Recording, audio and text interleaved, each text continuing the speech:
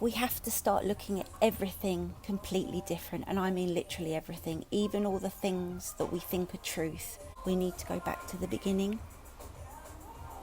We need to start looking into the etymology of the words and the real meanings. Rewrite the dictionary. Anyway, enjoy the video, and I really recommend watching the full version.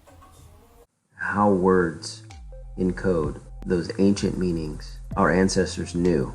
And with the advent of Rome, the calendar was changed, the year was changed, the names of the gods, the Asur, were changed, and the languages were changed. The early Christians knew that scriptures, whether written in Hebrew or Greek, were allegories, parables, or fables based on the human body, and that everything we need is, just like a seed, is already within us. Everything that we think of as religious today under the Vaticanized Roman Empire is a subversion of the truth. If you're a Christian, this is not to discredit your way. It actually will enhance it if you're open to understanding the roots of where it all began. But you have to be open to that and even ready. It's all trapped in the words. You have to understand the etymology of these words. What very few people know is that the Bible itself is two things. It's a genealogy, a family lineage, but the book itself and all the characters in it actually refer to the temple of God, which is the human body itself. There are all these clues. For example, the mountain known as Golgotha in the biblical story, most people think it's a real mountain sitting somewhere in the Levant, but it was never meant to be a real mountain. That's what Rome did. They rewrote the history.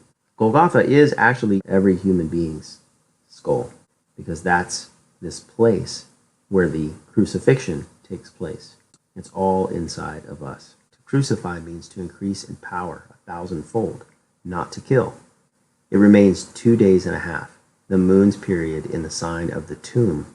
The cerebellum on the third day ascends to the pineal gland, connects to the cerebellum with the optic thalamus. The central eye in the throne of God is the chamber overtopped by hollow or hallowed, caused by the curve of the cerebrum, the most high of the body, which is the temple of the living God, the living, vital substance, which is precipitation of the breath of life, breathed into man, therefore the holy or whole ghost of breath.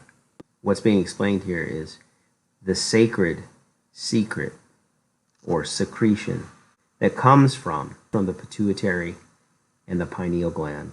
That chemistry comes out of the brain, goes down the spinal column, all the way to the sex organs in order to make new life. It's charged with electric soul power. Primitive Christians, the Essenes, fully realized and taught the great truth that Christ was a substance or an ointment, contained especially in the spinal cord, consequently in all parts of the body, as every nerve in the body is directly or indirectly connected with the wonderful river that flows out of Eden, the upper brain, to water the garden.